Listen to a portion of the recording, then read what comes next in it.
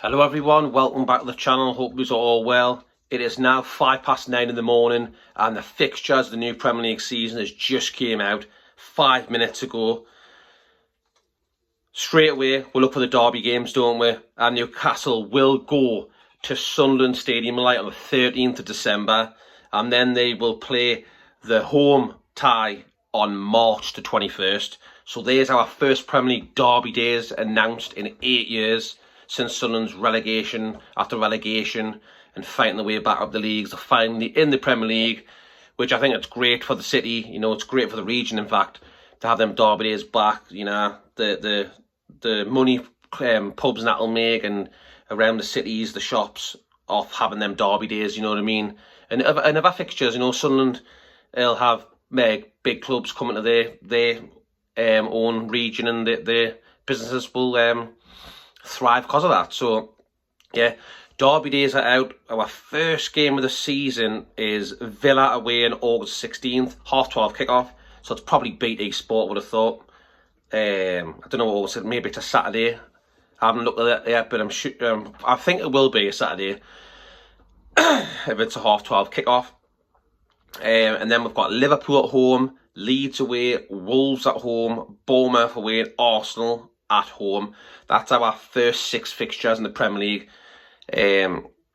For me now, Villa and Liverpool, it is a hard start. That's a very hard start going to Villa, because what Unai Emery has done there is absolutely immense, if I'm honest. He got them in the Champions League. He's got them right up there competing with Newcastle to disrupt the top 4 or 5, whatever you call it, top 6. So yeah, I think that'll be a difficult game, but you know them then at home, sorry, not Anfield. Then we're at home against Liverpool though, so that's an advantage. I think Newcastle can beat anyone at home, if I'm honest. So I think if that was away at Anfield, I'd be a bit more worried, but it's not. At home against Liverpool, I'm just reading on the phone now on here. I think at home against Liverpool, hard game, but again, you've got to be looking at winning them home games. Away to Leeds back in the big time. I have a soft spot for Leeds since my mother was born in Leeds and obviously raised as a child up in the northeast by her parents. So I always have a soft spot for Leeds, but for me, that'll be an unreal game. Elland Road, Leeds, quality, glad they're in the Premier League again, but you've got to be looking at beating them, you know what I mean, because they've just come up. Wolves at home, you've got to look at beating them. Bournemouth away again, you've got to feel you can beat them. Even though they had a good season last season, they played some really good football, counter-attacking, destroying teams, you know. And then Arsenal at home. I never won that at home, so we've got Liverpool and Arsenal at home, which is good, because if they are away fixtures, it would have been a bad. You want to start really well. And then you look at the fixtures, Christmas time, December the 20th, Chelsea at home, another home game on day after Boxing Day is Man United away at Trafford, which nobody fears Man United anymore. People go there now knowing that we could win the day. When in the past, when it was Alex Ferguson days, people were already beaten when they were in the tunnel. They came out and they were already mentally beaten. So it's completely different now. Since Fergie left, Man United are not the same. Never have been. I don't know if they ever will be. But I truly believe that we can go and win at Man United. And they've got Burnley away, which have just come up. I think they'll struggle next season. I think they'll go straight back down. So if you're looking at that, Villa away, I'm doing my prediction on points just quickly. Villa away, I don't know. I just think that'll be a draw. Liverpool at home. It depends who we get in, you know. It depends who we get in, because they've got some new players as well. You know, Liverpool are splashing the cash. First 2 games, I'm going to go for 2 draws. 2 draws. A win at Leeds, down there. A home win against Wolves. We're going to win at Bournemouth. And I think, again, Arsenal one's tricky. I say a draw.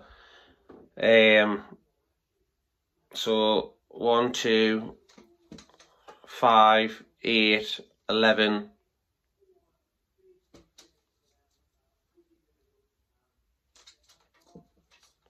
I've got us having 11 points out of 18 there, which is absolutely mental when you look at it. I think I said that high. But yeah, we'll have to wait and see. That's my prediction. I could be biased because I'm a Newcastle fan. Of course, I'm not going to say we're going to lose. You don't want to say your club's going to lose. So there's my little predictions on that. And I've said before, the derby days are 13th of December and the 21st of March. Let's have a look at the last game of the season now. The last game of the season is Fulham away. Fulham away on the last game of the season. Let's have a little look. It is Fulham away in the last game of the season. Our last home game is West Ham at home. So that's the last couple of games at home. We also, at the end of the season, have away to Arsenal on 25th of April. I'm trying to look at a cluster of fixtures. What looked, that looks difficult. From the 11th of February, we have Tottenham, Man City, Everton, Man United, Chelsea, and then Sunderland. That is a cluster of hard games, I believe. That, when I've looked through here, that could be the hardest group of fixtures all in one go that we've possibly got in the whole season. Yeah, Tottenham, Man City, Everton, Man United, Chelsea, Sunderland, the derby. That is massive. That is massive. You know, that's huge. But yeah, fixtures are out now. Newcastle fixtures, there's my little say on it. Who we've got first, who we've got in Christmas period time, who we've got them in the season, when the derby days are. I'm absolutely buzzing to have the derby days back. Like, I would never wanted Sunderland to get promoted. Like, I never want to win anything, but they're up now. I'm excited. It's been 8 years too long. Yes, we know we played them in the cup last season, won 3-0. But to be back in the Premier League, to watch match of the day and see them getting smashed every week and get relegated, it's going to be lovely to watch. It's going to be lovely to watch Sunderland just get hammered every week. So, yeah. But yes, Newcastle have got a lot to do in the transfer market. You'll have future videos here. I might as well quickly touch on them now. You know, you've got the James Trafford thing where they want £40 million for him. And that's never going to happen. Newcastle will not pay that money. That's a ridiculous price for a goalkeeper. Goalkeepers are probably worth about 20 million, I think. I've never heard of a goalkeeper worth £40 million. And especially James Trafford, 20-odd-year-old, 21, I think he is. Like, the price on that is just mental. We all know that Burnley need to sell. For FFP reasons, they need to make 20 million profit. So they're looking for 40 million. It's never going to happen. Not that insane anyway. It's just ridiculous price in that. It's insane. Yeah, so that's about that on that one. Now we're going to go on William Asula. He's having a tournament of his life in the Under-21s Championships. He is absolutely on fire. I think he scored 3 goals in 2 games. I think he scored 2 goals against Netherlands when they were 1-0 down to win 2-1. And Alanga was on his Instagram and he put a comment on. Let's get on the phone now. That was very, very interesting what he actually said about him. Anthony Alanga said, "Not going to say too much. Keep going, my boy."